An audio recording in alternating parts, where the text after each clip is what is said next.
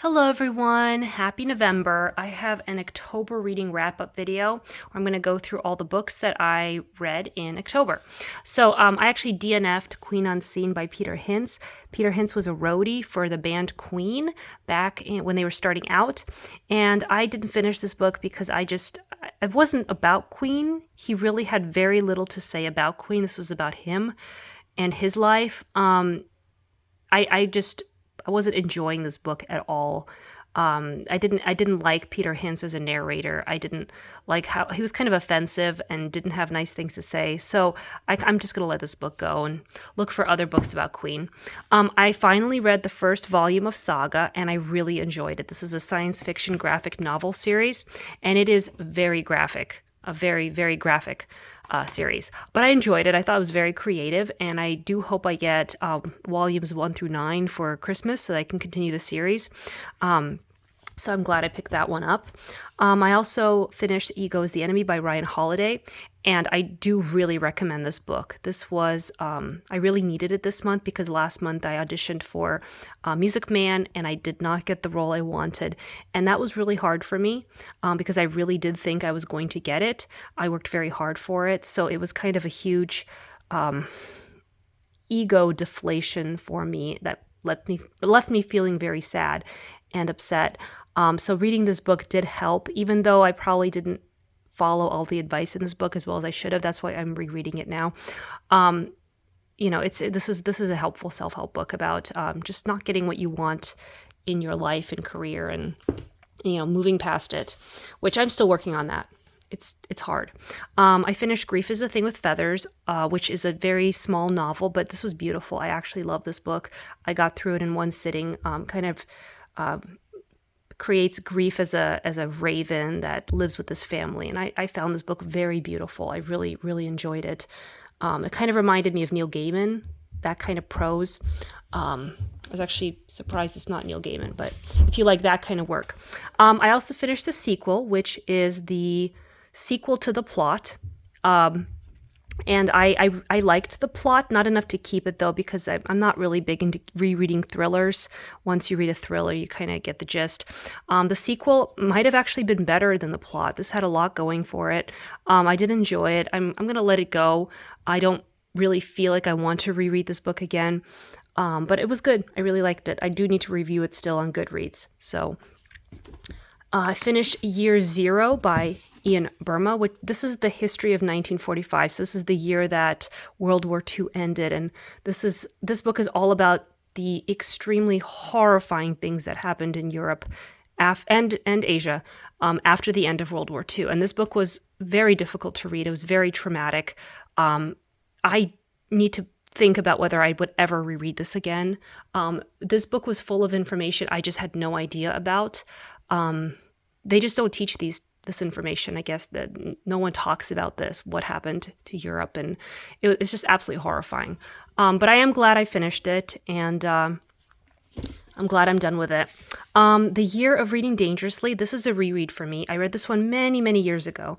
This is a book by Andy Miller where he goes through a bunch of books that he decided he was going to read for whatever reasons, because he hasn't read them yet. And the first time I read this book, I really liked it. I think I gave it 5 stars. And this was when I was starting out as a reader. I wasn't really, I don't know. I didn't really know what I was doing. Rereading this book now, I really disliked this book. I felt that it was, well, first of all, I disagreed with a lot of the things that Andy Miller had to say about the books. He really disliked the books I love. Some of my favorite books of all time, like Of Human Bondage and Jane Eyre, and I feel like some other ones that I really loved, he said some pretty horrible things about. And I think the things that he did have to say about books in general weren't that interesting or important or significant. So I'm done with this. This was a farewell read for me, and I'm going to let this book go. I read Down with the System. This is a memoir by the lead singer of System of a Down. And System of a Down is one of my favorite bands. I absolutely love their music. And this was a very, very great memoir. This author, whose name Serge. I'm not even going to try to say his last name because I know I'll mispronounce it. But he is very politically active, and his political activism, especially when it comes to the Armenian genocide, comes first. So that kind of created a lot of problems within the band, and it explains why the band really isn't together anymore. They're not really putting out much music. But I found this book absolutely fascinating. I have a lot of respect for this man and how passionate he is about what is right and fighting for the truth. I want to say I read The Crying of Lot 49 by Thomas Pynchon, but I cannot tell you what this book is about, why it's about, what it's about, who it's about. This book just went way over my head. I'm gonna have to reread this. I refuse to let this book defeat me. I want to be smarter, so I actually printed out the Wikipedia notes and stuck it in there so that I can kind of follow everything. This was a very difficult book for me to read, so I'm gonna have to read that one. Shred Sisters, this is a book I got in the mail from the publisher by Betsy Lerner. I liked it. It's about two sisters growing up in the 1970s. One is growing up with severe mental health problems. Either she has bipolar disorder or personality disorder. I forget. I don't know if it's defined because it's before mental health became very understood. But she's and then her other sister who does everything right, she kind of ends up having problems later in life. So it's interesting. This was an interesting book. I enjoyed it. I definitely enjoyed reading this book. It didn't really stick with me. I can't say that anything that happened I'm still thinking about. So I'm just going to let this book go and let someone else enjoy it. This was kind of a read it, liked it, and let it go experience for me. It was good. It was good. It was a good book. It was a good book. Dirk Gently's Holistic Detective Agency. I love this book. This is definitely a keeper and a reread for me. I'm reading The Long Tea Time of the Soul right now. Long Dark Tea Time of the Soul, which is a sequel to this book. I loved it. This book is brilliant. I will definitely reread this one. Very, very good. I finished Beyond Belief, which is a memoir of Jenna Miscavige. And this is all about her experience being raised in Scientology. Now, Jenna is the niece of the current ruler of Scientology. What is his name? David Miscavige. So she's the niece of David Miscavige, and she was born into Scientology. Her parents were in the Sea Org, and I really enjoy reading books about Scientology, but this was kind of a bizarre book. I'm not going to hold on to this. I have one book on Scientology which I really like. I'm just going to read that one again, and maybe just read these as they pop up. This one was weird.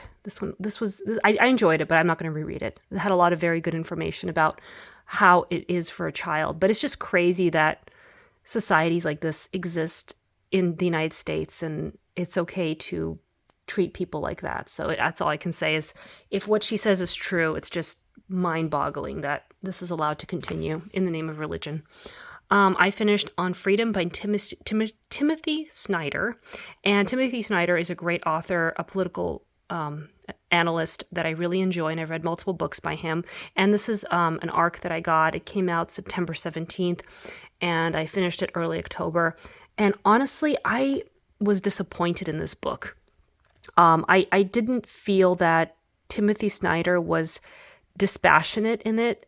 Usually he's more analytical and a little calmer. This book I felt was just a rant by this author. And I've experienced other books by political scientists where, they usually write well-rounded books, and then at some point they'll just come out with a huge rant. And that's what I felt this was. I didn't love it as much as I thought I would. I'm probably not going to hold on to it, which is disappointing because I was so excited for this book. And then finally, I read Eating Animals by Jonathan Safran Foer. This book is also extremely disturbing, and I'm glad I read it. It was a very well-written, very well-researched, well-done book that I enjoyed this book, but I don't think I ever want to read about what happens in the meat industry ever again. And that's another book that's just I'm done with. Anyway, so yeah, it's been a weird month, to be honest. I'm finishing up a few books. I'm finishing up Life, the Universe, and Everything by Douglas Adams, which is book 3 in the Hitchhiker's Guide to the Galaxy. I'm having a hard time really following it. It's really random. I also am finishing up Before the Coffee Gets Cold, which is pretty mediocre. I'll probably be done with it today. Anyway, so today my big musical is coming out. I'm going to be in The Music Man, and I need to go get ready. So thank you for watching, and hopefully I'll read books that I enjoy more in November. Thank you for watching.